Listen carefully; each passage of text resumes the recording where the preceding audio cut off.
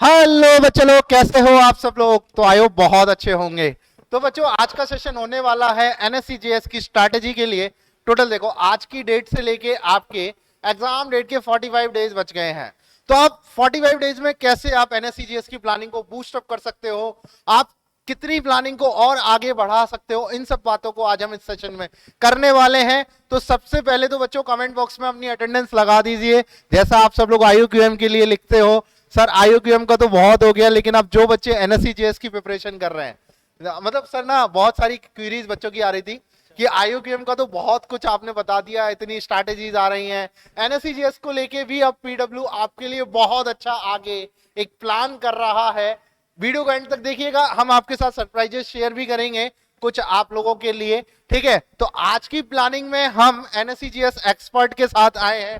Shubham sir हमारे साथ हैं, अभय सर हमारे साथ हैं, दोनों ही आप लोगों के साथ प्लानिंग को शेयर करेंगे। बायोलॉजी की प्लानिंग शुभम सर शेयर करने वाले हैं और फिजिक्स की प्लानिंग अभय सर शेयर करने वाले हैं। तो sir, how is the juice, कैसा लग रहा है बच्चों के साथ? जबरदस्त सर। बच्चे अगर कनेक्ट हुए तो एनएससीजेएस में गर्दा उड़ा देना वाले हैं इस बार। बिल्कुल सर, गर्दा तो हम उड़ा ही देंगे एनएससीजेएस में। आप शुभम सर बायोलॉजी के लिए हमारे पास हैं। तो सबसे पहले बच्चों, मैं आपसे एक सवाल करूंगा ना, इस सवाल का आप सब लोग मुझे थोड़ा सा आगे मैं आपसे साथ थोड़े से सवाल करूंगा। काउंटडाउन बिगिंस हो गया है, 45 डेज आपके पास हैं। सबसे पहले तो मुझे आप कमेंट बॉक्स में बताओ कि आपकी प्लानिंग कैसी चल रही है, आपकी प्रिपरेशन कैसी चल रही है, स्ट्रैटेजी क्या है।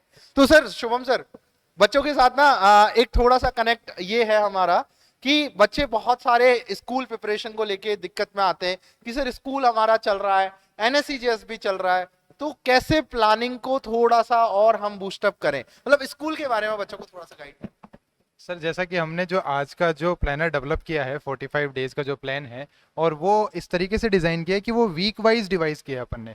और उसके अकॉर्डिंग अगर बच्चा प्रिपेयर करता है तो स्कूल का एजुकेशन तो उसमें इंक्लूड है ही है, लेकिन उसकी जो बूस्ट अप जो उसको मिलेगा उसके प्रिपरेशन में कि कौन सा टॉपिक उसको पहले करना है, कौन सा इजी के साथ टफ को कलेक्ट करना है और कैसे उसको प्रिपेयर करना है, तो उसकी स्कूल की स्टडीज के लिए बहुत फायदेमंद रहेगा। वीक वाइज प्लान अपन ने बनाया है।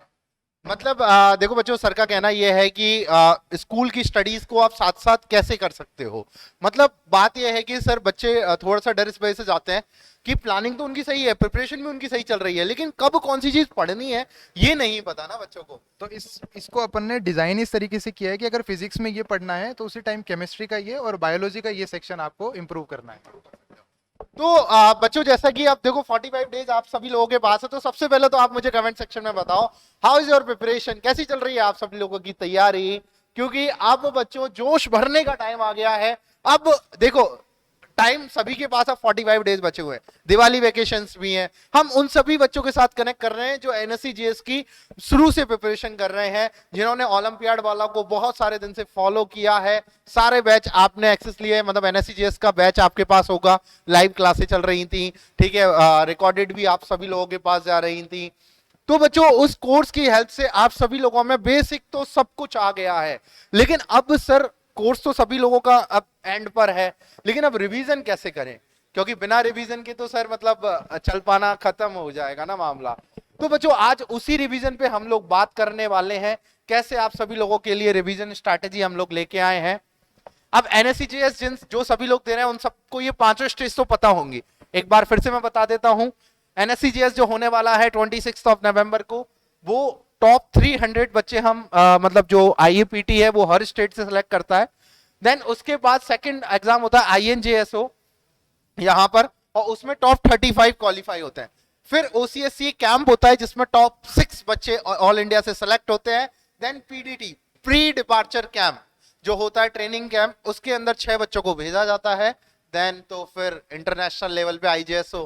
तो आपके अंदर बच्चों अब जोश तो आ रहा होगा, लेकिन अब उस जोश को कंट्रोल करके और प्रिपरेशन में कैसे साथ देना है, उस चीज को अब हम आगे बताने वाले हैं। तो अब रिवीजन प्लान हमने वीकली बनाया है आप सभी लोगों के लिए कि भैया कैसे वीक में आपको कैसा पढ़ना है, कितना पढ़ना है। अब सबसे इंपॉर्टेंट बात क्या है ना सर, कि प्लान तो सभी लोगों के पास है, लेकिन अभी एनालिसिस जरूरी है कि 2000 रिसेंट ईयर का जो पेपर हुआ था उससे एनालिसिस लें हम कि भाई कौन से चैप्टर को कितना वेटेज दें, कितना उसका पोर्शन आने आता है। क्या उसकी इंपॉर्टेंस है, तभी तो अब जैसे जिस चैप्टर से क्वेश्चन कम आते हैं, और सर उसको अगर बच्चा उसको ज्यादा 20 पढ़ेगा दे तो रहा है, सारा वेस्ट है उसका, waste सारा of time। प्रिपरेशन खराब है उसका। तो अपने पास यही है कि भाई सबसे पहले हम एनालिसिस को जाने। तो एग्जाम पैटर्न आप सभी लोगों को पता है कि भैया हर सब्जेक्ट से 20 क्वेश्चन आने हैं, 16 क्वेश्चन रहेंगे 4 मार्क्स की, -1 की नेगेटिव मार्किंग रहेगी, और मल्टीपल चॉइस क्वेश्चन मतलब एक से ज्यादा, 1 और मोर करेक्ट, 4 पर सब्जेक्ट रहेंगे, +6 की मार्किंग है, और 0 मार्क्स आपको नेगेटिव के मिलने वाले हैं। ठीक है, तो चलिए पहले मैं बायोलॉजी का एनालिसिस सर से जान लेता हूं। तो सर प्लीज बायोलॉजी का एनालिसिस आप।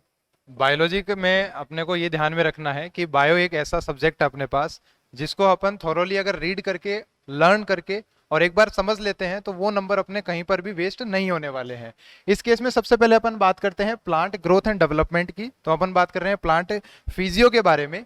तो इसके अंदर आप देखिए कि प्लांट हार्मोन्स वाला जो सेक्शन है, जिसके अंदर अपन ऑक्सीन, साइटोकाइनिन, इन सब की बात करते हैं, वहां से डिफिकल्टी लेवल भी मीडियम है और 3 मार्क्स अलॉटेड हैं उसको। मतलब कि आप हार्मोन्स को अगर प्रॉपर उनके फंक्शनिंग को लर्न कर लेते हैं तो 3 मार्क्स आपके कहीं भी नहीं फिसलने वाले हैं। नेक्स्ट अगर अपन बात करते हैं रिप्रोडक्शन इन फ्लावरिंग प्लांट्स की, तो रिप्रोडक्शन इन फ्लावरिंग प्लांट्स भी पूरा एक प्रोसेस है, 1 बाय 1 का प्रोसेस है। उसको अगर आप तैयार करते हैं तो उसके अंदर भी जो डिफिकल्ट पोर्शन है उसको आप इजीली क्रैक कर सकते हैं। इट मींस कि उसको जो पोर्शन है वो पोर्शन तो बड़ा है, बट उसका जो डिफिकल्ट लेवल का भी सवाल है वो आप इजीली ग्रैब कर सकते हैं और अपने 3 नंबर को बचा सकते हैं। नेक्स्ट बात आती है एनाटॉमी ऑफ फ्लावरिंग प्लांट्स की, जिसमें हम वास्कुलर टिश्यूज की बात करते हैं, जाइलम एंड फ्लोएम के बारे में बात करेंगे। उससे भी डिफिकल्ट पोर्शन है और जिससे 3 मार्क्स अलॉटेड हैं। फिर बात आती है principles of inheritance and variation, जिसको कॉमनली आप जेनेटिक्स के नाम से जानते हैं। जेनेटिक्स वाला जो पोर्शन है उससे आपको डरना नहीं है, क्योंकि उससे एक इजी सवाल बनना है और 3 नंबर आपके कहीं नहीं जाएंगे। क्योंकि बच्चे क्या होते हैं, जेनेटिक्स को देख करके घबराने लग जाते हैं, तो घबराना नहीं है। हमारा जो भी प्लान होगा उसके अकॉर्डिंग जेनेटिक्स को इसी अकॉर्डिंग रखा गया है कि साथ वाले चैप्टर्स के साथ आप जेनेटिक्स को क्या कर पाएंगे, डील कर पाएंगे। फिर बात आती है फोटोसिंथेसिस इन हायर प्लांट्स की, कि PS1 है, PS2 है, किस तरीके से कितनी ATPs बन रही हैं, NADPH बन रहे हैं, उनके लेवल पे बात करें तो एक डिफिकल्ट सवाल यहां से देखने के लिए मिलेगा आपको और 3 मार्क्स इसको भी अलॉटेड है। बात करते हैं cell the unit of life की। सेल आपका बहुत ही फेवरेट चैप्टर होता है। सेल के अंदर अपन बेसिक यूनिट ऑफ लाइफ कह सकते हैं, अपन structural and functional unit of life, जिसके अपने पास 3 मार्क्स अलॉटेड हैं। After that we are talking about management of natural resources, जिसमें वाटर पॉल्यूशन का जो है पोर्शन वो ज्यादा इंपॉर्टेंट माना गया है। एयर पॉल्यूशन, सॉइल पॉल्यूशन, इनको इतना इंपॉर्टेंट नहीं दिया गया है। और इसका भी इजी एक सवाल आएगा जिसमें आपको याद करना है कि इम्प्योरिटीज क्या है, यूट्रोफिकेशन क्या है, कैसे कैसे लेक के अंदर किस तरीके से ऑर्गेनिक मेथड्स बढ़ते हैं, उसी बेसिस पे 3 नंबर अलॉट किए गए हैं। फिर बात आती है pollution of air and water, इससे एक इजी सवाल दिया गया है, वो भी एक 3 नंबर अलॉटेड है। फिर बात आती है केमिकल कंट्रोल एंड इंटीग्रेशन, यानी कि हार्मोन्स वाली बात आती है, जो कि प्रॉपरली मैं कहूं तो सिर्फ याद करने वाला पोर्शन है। हार्मोन्स की फंक्शनिंग अगर एक बार आप समझ लेते हैं कि थायराइड स्टिमुलेटिंग है, जितने भी अपने पास में हार्मोन्स है, पिट्यूटरी के हैं, हाइपोथैलेमस के हैं, पेनक्रियाज है, एड्रेनल ग्लैंड है, इन सभी के हार्मोन्स और उनकी फंक्शनिंग को अगर आप याद करते हैं तो आपके 3 नंबर, जो कि एक मीडियम लेवल का सवाल इससे बनता है, वो आप कहीं नहीं छोड़ेंगे। फिर बात करते हैं मूवमेंट एंड लोकोमोशन, जिसके अंदर स्केलेटल सिस्टम, जो आप बचपन से 5th-6th क्लास से ही बोन्स के नाम याद रखते हैं। मैकेनिज्म ऑफ मसल कॉन्ट्रैक्शन, आप बॉडी बनाते हैं घर में, मम्मी पापा को दिखाते हैं, मुझे पता है, तो उस वाले पोर्शन से भी आप अपने 3 नंबर ग्रैब कर सकते हैं। रेस्पिरेशन इन प्लांट्स के अंदर अगर मैं बात करता हूं कि किस तरीके से ऑक्सीडेशन ऑफ फूड होता है, जैसे आप एनिमल के अगर रेस्पिरेशन की मैं बात करूं तो वहां आप सीखेंगे कि कैसे कैसे होता है। फॉर एग्जांपल एयर कैसे अंदर आई, लंग्स तक कैसे पहुंची, किस तरीके से वो सेल्स ब्लड से होती हुई सेल टिश्यू तक कैसे गई, तो वहां से उसके बाद उसका जो प्लांट्स वाला जो केस है जिसमें हम सीखते हैं कि ऑक्सीडेशन कैसे हुआ है, उसके आप मीडियम पोर्शन से 3 नंबर को ग्रैब कर सकते हैं। आगे अगर अपन चलते हैं तो फिर बात आती है न्यूरल कंट्रोल एंड कोऑर्डिनेशन की, यानी कि नर्वस सिस्टम की, जिसका जो मेजर पार्ट है वो आपको देखना है ब्रेन। अगर आप ब्रेन को ठीक से कर लेंगे तो वहां से एक डिफिकल्ट सवाल बनता है, जो कि एक 3 नंबर का ग्रैब आप कर सकते हैं। फिर बात आती है एनिमल किंगडम की। एनिमल किंगडम को आपको ज्यादा हैवी नहीं रखना है। एनिमल किंगडम के अंदर बच्चे बहुत सा समय खराब करते हैं, उसके अंदर अगर आप एनसीईआरटी फोकस्ड रहेंगे तो आप इजीली 3 नंबर ग्रैब कर सकते हैं। एनसीईआरटी से बाहर इसका सवाल जाता है तो वो बहुत ही डिफिकल्ट लेवल का आता है, बट अगर आप एनसीईआरटी फोकस्ड रहेंगे तो जो इजी और मीडियम लेवल के जो इससे सवाल बन सकते हैं वो आप इजीली कर सकते हैं। टिश्यू की अगर मैं बात करता हूं, नर्वस टिश्यू की, टिश्यू के अंदर भी हम बात करते हैं एपिथेलियल टिश्यू है, कनेक्टिव टिश्यू है, नर्वस टिश्यू है, मस्कुलर टिश्यू है। तो यहाँ हम बात करेंगे नर्वस टिश्यू से जो सवाल बनता है वो बहुत ही इजी लेवल का, जिसमें आपको न्यूरॉन के बेसिक स्ट्रक्चर की बात करनी है, न्यूरॉन की फंक्शनिंग कैसे है, डेंड्राइट है, एक्सॉन टर्मिनल से जो साइनेप्टिक वेसिकल से न्यूरोट्रांसमीटर्स हैं, बस इनका बेसिक आइडिया ही आपको रखना है और आपके इजीली एक सवाल इजी आप कर सकते हैं।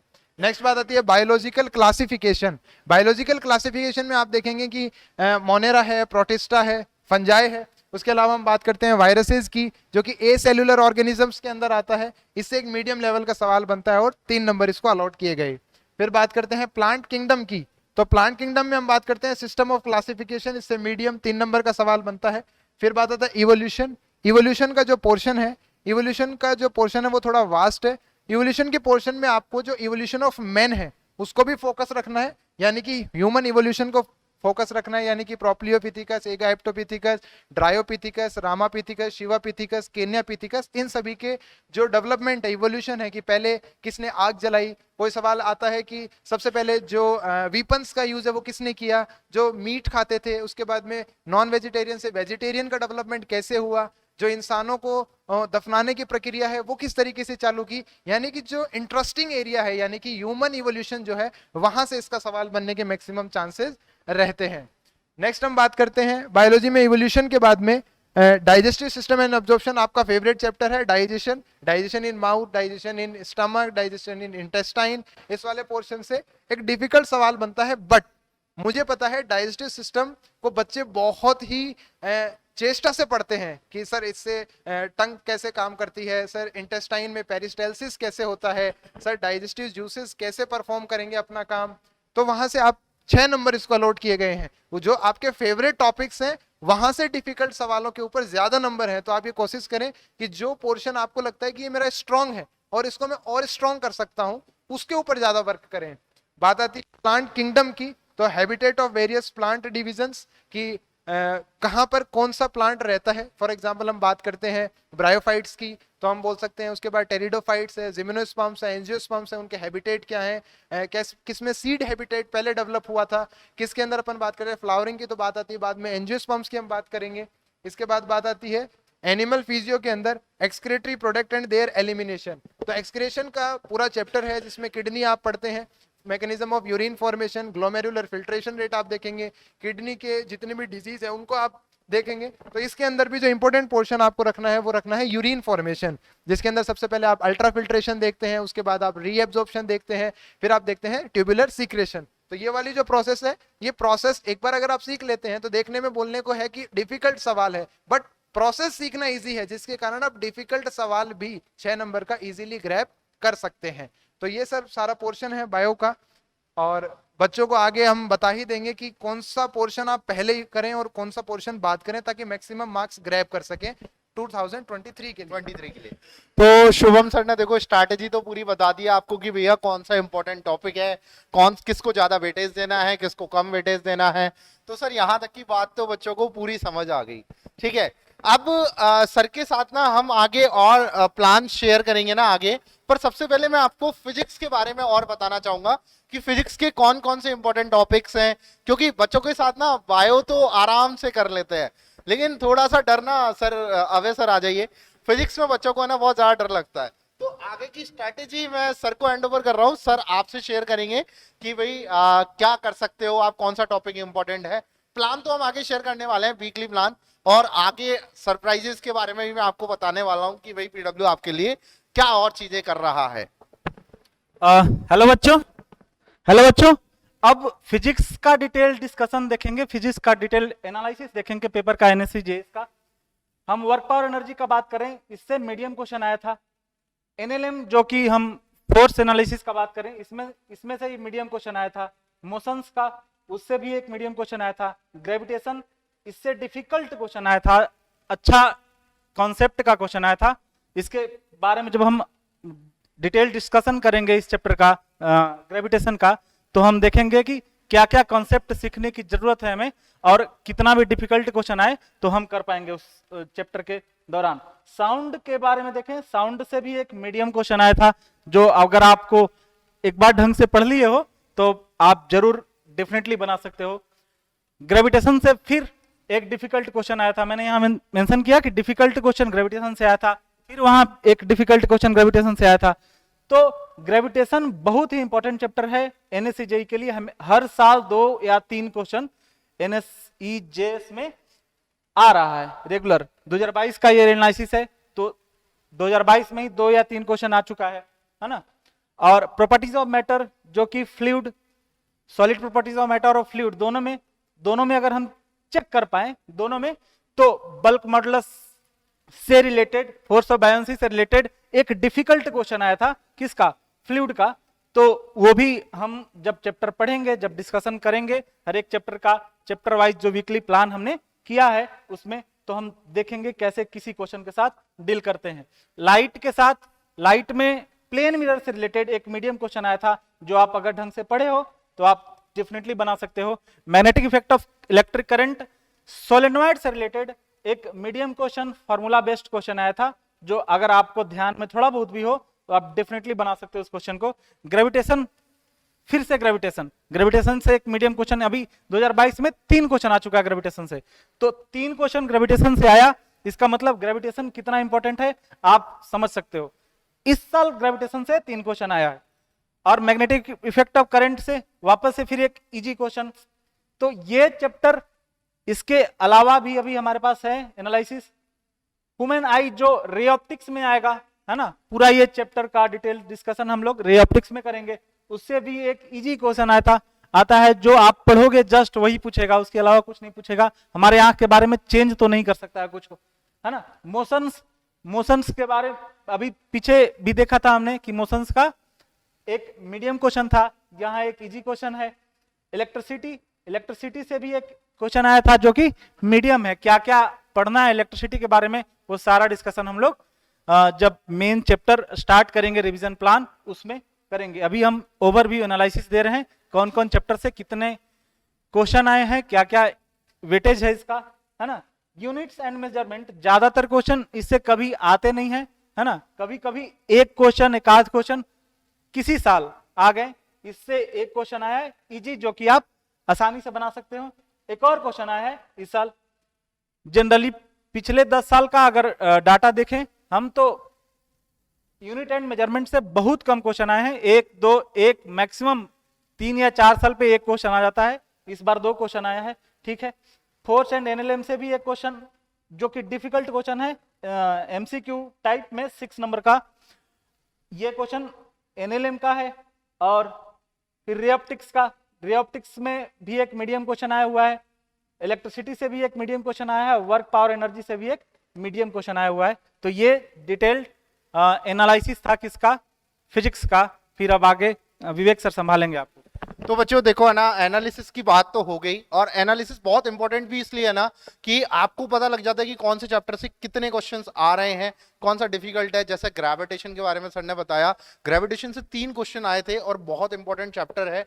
तो एनालिसिस के बारे में तो हमने बात कर ली बहुत अच्छे से। देन अब हम आगे चलें, तो आगे हम आपके लिए वीक वाइज प्लानिंग लेके आए हैं ना। वीक वाइज आपको कैसे प्लान करना है, क्योंकि अब देखो आगे दिवाली डेज भी आ रहे हैं, तो अगर आपको प्रिपरेशन अच्छी रखनी है तो डेज को तो यूज करना होगा। देखो एनएससीजेएस आप 1 बार या 2 बार दे सकते हो, आपका एज फैक्टर लग जाता है। तो अगर आपको ये अपॉर्चुनिटी ग्रैब करनी है तो भैया हमें जो हमारी छुट्टियां हैं, लीव्स हैं, उनको यूज करना होगा। बहुत इंपॉर्टेंट चीज है ये, क्योंकि आप अगर देखो कि आपके लिए भैया सर्टिफिकेशन इंपॉर्टेंट है या 1 साल की दिवाली इंपॉर्टेंट है, आपको ही अपने आप को कंपेयर करना होगा। भाई स्कूल स्टडीज को तो आपको अब थोड़ा सा गैप देना होगा कि भाई आपके पास 45 डेज हैं, स्कूल स्टडीज आपकी साथ साथ चल रही हैं, वो भी हैम्पर ना हो और आप अपनी प्रिपरेशन को भी बूस्ट अप कर सके। ठीक है, यहां तक बात आपको आराम से समझ में आ गई होगी। अब बात कर लेते हैं वीक वाइज प्लानिंग की। तो सबसे पहले मैं शुभम सर के साथ ही डिस्कस करूंगा कि सर जैसे वीक वाइज प्लानिंग हमने बनाई है, तो टोटल 6 वीक में हमने डिवाइड कर दिया ना पूरे 45 डेज को, और आगे जो हम आपके साथ शेयर करेंगे बहुत सारी चीजें वो भी वीक वाइज प्लानिंग में ही होंगी। ठीक है, तो Shubham sir first of all आप वीक वाइज प्लानिंग मुझे बायो की शेयर करो कि बायो में बच्चे को सबसे पहले क्या उठाना चाहिए, कौन सा चैप्टर बच्चा पहले करे और कौन सा चैप्टर बच्चा लास्ट में करे, जिससे वो ज्यादा से ज्यादा मार्क्स जो है वो ग्रैब कर सके। क्योंकि बिकॉज देखो अगर आप लास्ट ईयर के एमआई और आप जो मिनिमम स्कोर्स देखोगे तो 74 गया था और 56 गया था। तो इतना अगर आपको मिनिमम स्कोर क्वालिफाई करना है तो बच्चों इसके क्वेश्चंस को आपको मतलब ऐसे उठाना होगा कि भाई जो इंपॉर्टेंट चीजें हैं वो पहले उठाएं और जो जो लेस इंपॉर्टेंट है उनको हम लास्ट में करें। जैसे सर ने भी बात करी थी अभय सर ने कि भाई यूनिट्स एंड डायमेंशन से कम क्वेश्चंस आ रहे हैं तो हम ऐसे चैप्टर पे ज्यादा फोकस ना करें, रादर हम ऐसे चैप्टर्स पे फोकस करें जिनसे अच्छे अच्छे क्वेश्चंस आ रहे हैं। तो प्लीज सर आप शेयर कीजिए week wise planning of biology. Week wise planning की अगर अपन बात करते हैं तो इसमें बच्चों को इस दिवाली थोड़ी सी मेहनत करनी है ताकि आने वाली हर दिवाली धमाकेदार होगी।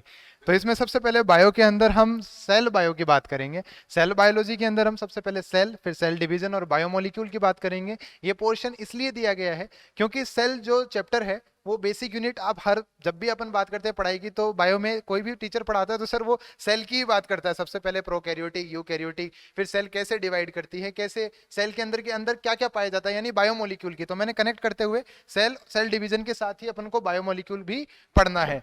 नेक्स्ट फिर अपन बात करते हैं सेकेंड लेवल पर जेनेटिक्स एंड इवोल्यूशन। जेनेटिक्स और इवोल्यूशन इसलिए हमने पहले लिया है, हालांकि दोनों ही आपको टफ लगते हैं, इसीलिए लिया है क्योंकि स्टार्टिंग में जो आपकी वर्किंग एफिशिएंसी वो हाई रहेगी 45 डेज में भी, और ये पोर्शन मैक्सिमम नंबर कवर करते हैं। ठीक है, यानी कि मैं बात करूं जेनेटिक्स और इवोल्यूशन की तो टोटल 9 मार्क्स का जो एरिया है वो ये कवर करते हैं। तो आप जेनेटिक्स और इवोल्यूशन को करें सेकेंड वीक के अंदर।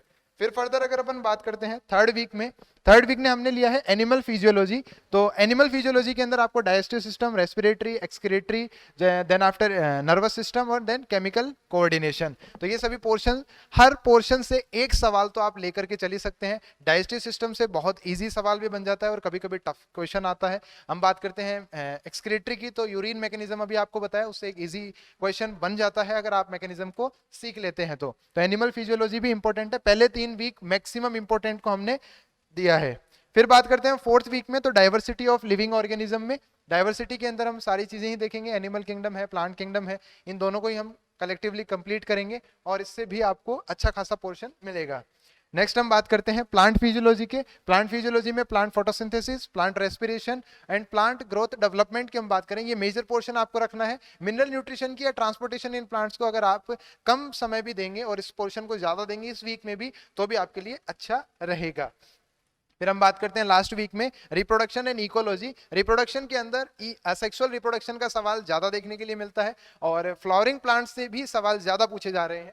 और इकोलॉजी का जो पोर्शन है इसके अंदर आप पॉल्यूशन को अच्छे से तैयार करें, एयर पॉल्यूशन, वाटर पॉल्यूशन, इन सभी पॉल्यूशन को अच्छे से तैयार करें। इस वीक वाइज स्ट्रेटजी को अगर आप फॉलो करते हैं तो अगर आप जो मेजर मैंने स्टार्टिंग के 4 वीक दिए हैं उनको आपको ज्यादा वेटेज देना है और लास्ट के 2 वीक में आप हल्की चुल्की मस्ती मजाक भी कर लेंगे तो आपकी पार पड़ जाएगी।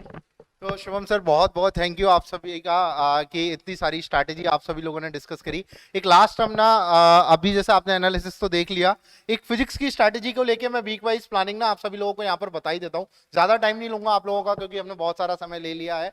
ठीक है, तो वीक 1 में हमने फिजिक्स में सर रखा है काइनेमेटिक्स और रिलेटिव मोशन। क्या ये सही है ना सर? बिल्कुल सही सर। कोई भी अगर फिजिक्स को स्टार्ट करना है तो पहले मोशंस के बारे में पढ़ेंगे। ऑब्जेक्ट चल रहा है, उसका वेलोसिटी क्या है, एक्सेलरेशन क्या है ना, किसी के रिस्पेक्ट में उसका वेलोसिटी क्या है, एक्सेलरेशन क्या है, इससे फिजिक्स सीखने की शुरुआत करते हैं। तो यहीं से हम लोग रिवीजन का स्टार्ट और केमिस्ट्री में मैं आपको बताता हूँ, देखो जो डिवाइडेशन हमने किया है वो है एटॉमिक स्ट्रक्चर हमने पहले लिया है और पीरियोडिक टेबल फर्स्ट वीक में ही हमने ये दोनों चैप्टर्स लिए हैं। तो सेकंड वीक में एनएलएम और वर्क पावर एनर्जी। सर ये सही है ना? एनएलएम और वर्क पावर एनर्जी पूरा एप्लीकेशन है किसका, जो हम लोग काइनेमेटिक्स में पढ़े हैं। अब उसका कितना किसने वर्क किया, उस वर्क का क्या इफेक्ट आ रहा है, वो सब कुछ हम लोग एनएलएम और वर्क पावर एनर्जी। और केमिस्ट्री में देखा जाए तो पीरियोडिक प्रॉपर्टीज और केमिकल बॉन्डिंग आपको सेकंड वीक में रखा है। बच्चों एक और मैं चीज आपको बताना चाहूंगा, पीडब्ल्यू जो आपके लिए आगे करने वाला है उन सभी बच्चों के लिए हमने गूगल फॉर्म ना डिस्क्रिप्शन में डाला है और कमेंट बॉक्स में भी पिन कर देंगे। तो ये दोनों चीजें ना बच्चों आप जरूर से जरूर फिल करें, बिकॉज उससे हमें पता लगता है कि आपके सजेशंस क्या आ रहे हैं। और कमेंट बॉक्स में भी हमें जरूर से जरूर बताएं कि आप सभी की रिक्वायरमेंट क्या है, इन 45 डेज में हम आप सभी लोगों के लिए क्या कर सकते हैं ना। तो जरूर से जरूर कमेंट सेक्शन में बताएं। अब बच्चों रही 4 वीक की प्लानिंग, वो मैं आपको रेदर फटाफट से बता ही देता हूँ। फिजिक्स में हमने रखा है सर्कुलर मोशन फ्लूइड और केमिस्ट्री में रखा है मेटल नॉन मेटल और मोल कंसेप्ट, ठीक है। और नेक्स्ट वीक की प्लानिंग में हमने फिर रखा है एसएचएम, वेव्स और हीट, और केमिस्ट्री में रखा है रेडॉक्स रिएक्शन और इक्विवेलेंट कंसेप्ट। ये हमने इसीलिए फोर्थ वीक में ज्यादा लिया है क्योंकि यहाँ पर छुट्टियां थोड़ी आपकी ज्यादा रहेंगी, तो इस वजह से आपको टाइम भी अच्छे से मिल पाएगा, स्कूल से भी मतलब थोड़ा सा आप गैप ले पाओगे ना, ठीक है। और फिफ्थ वीक में रखा है हमने लाइट इलेक्ट्रिसिटी, और स्टडी केमिस्ट्री में रखा है study of gas, of laws and equilibrium. तो ये इंपॉर्टेंट चैप्टर्स हैं थोड़े। और वीक 6 की प्लानिंग में हमने थोड़ा सा हाई वेटेज पोर्शन हमने यहाँ पर रखा है, जैसे आप एंड में रिवाइज कर पाओ ना, क्योंकि इलेक्ट्रिसिटी से सबसे ज्यादा क्वेश्चन आता है, मैग्नेटिक इफेक्ट ऑफ करंट से भी सबसे ज्यादा क्वेश्चन आता है, और इससे पहले जस्ट हम लोग पढ़े हैं लाइट रे ऑप्टिक्स, उससे भी सबसे ज्यादा क्वेश्चन आता है। तो इससे लगभग 50% क्वेश्चन आपको फिजिक्स का आ जाता है, लाइट इलेक्ट्रिसिटी और मैग्नेटिक से। तो ये 3 चैप्टर अगर मतलब अच्छा है आपका, बहुत अच्छा, तो फिर बहुत अच्छा कर जाओगे आप। और बच्चों है ना, अब आपके लिए एक और चीज है कि भाई इस साल मैथमेटिक्स हटा दिया गया है, तो यहाँ पर सिनेरियो बढ़ेगा कट ऑफ बढ़ने का। तो कट ऑफ पे भी मैं आपके लिए एक स्पेसिफिक वीडियो लेके आने वाला हूँ आगे। कमेंट सेक्शन में हमें जरूर से जरूर बताना कि आपकी रिक्वायरमेंट्स क्या क्या है। कट ऑफ के बारे में पूरी एक वीडियो आएगी आगे आपके लिए। पीडब्ल्यू जो भी ला रहा है उसके लिए हमने नीचे एक गूगल फॉर्म दिया है, जरूर से जरूर डिस्क्रिप्शन बॉक्स में जो फॉर्म है उसको पहले फिल करें, ठीक है। अपनी रिक्वायरमेंट्स बताएं कि सर हमें यहाँ प्रॉब्लम आ रही है। कमेंट सेक्शन में भी आप बता सकते हैं हमें कि आपकी प्रॉब्लम्स क्या है, किन पे हम आपके सॉल्यूशन कर सकते हैं। आईयूकेएम के लिए भी हम बहुत सारी चीजें आपके लिए ला रहे हैं, तो वैसे ही आपने वीडियोस वगैरह चेक करी होंगी तो वो भी आपको मिल जाएगा। और एनएससीजीएस के लिए हमने पूरा एक कोर्स जो आपके लिए चलाया था, उसकी प्लेलिस्ट भी आपको डिस्क्रिप्शन में मिल जाएगी। कोई भी टॉपिक में अगर आपको प्रॉब्लम हो तो आप वहां पर देख के बता सकते हो, आप डिस्कस कर सकते हो चीजें, ठीक है। टेलीग्राम ग्रुप से आप वहां पर चीजें आपको अपलोड होती रहती हैं डेली। बहुत कुछ अमेजिंग अमेजिंग आप सभी लोगों के लिए आने वाला है। तो एक बार शुभम सर आप आ जाइए, सेशन को एंड करते हैं। बहुत बहुत धन्यवाद आप सभी लोगों का। सर आप बच्चों के लिए कुछ कहना चाहेंगे? मैं बस यही कहना चाहूंगा बच्चों कि ये 45 दिन, ऐसा कहते हैं अपने गांव में कि मिट्टी में सर दे दिया मैंने जान लगा दी इन 45 दिन में कि आने वाली हर दिवाली मेरी धमाकेदार होगी। बस ये दिवाली मैं मेरे मन को थोड़ा सा रोक करके रखूंगा और बेस्ट करूंगा मेरा। ऑल द बेस्ट बच्चों, ऑल द बेस्ट। और बच्चों ऐसा नहीं है कि आपको दिवाली वाले दिन भी पढ़ना है, ठीक है। आप 5 घंटे थोड़ा बहुत तो चलेगा और उसके बाद आप पढ़ सकते हो, और मतलब आप अपनी दिवाली अच्छे से मना सकते हो। ऐसा नहीं रोक रहे हम कि भाई आपको कुछ नहीं करना, ठीक है। तो ये सब चीजें आप जरूर से जरूर कर सकते हो। अभय सर बहुत बहुत धन्यवाद आप सभी का। धन्यवाद सर। बच्चे फोड़ के आना है 40-45 दिन, जो हम लोग 75 दिन का टारगेट है, ये समझ लो कि 45 दिन का टारगेट है हमारा। 40 दिन hard challenge, 45 days hard challenge. मैं यही कहूंगा कि एयर पोल्यूशन पढ़ना भी है और उसी के अकॉर्डिंग पटाखे बजाने हैं आपको, ग्रीन पटाखे ही बजाने हैं, याद रखना। बहुत बहुत तो थैंक यू बच्चा लोग। तो करते हैं सेशन एंड, मिलते हैं अगले सेशन में। बहुत बहुत धन्यवाद आप सभी लोगों का, थैंक यू।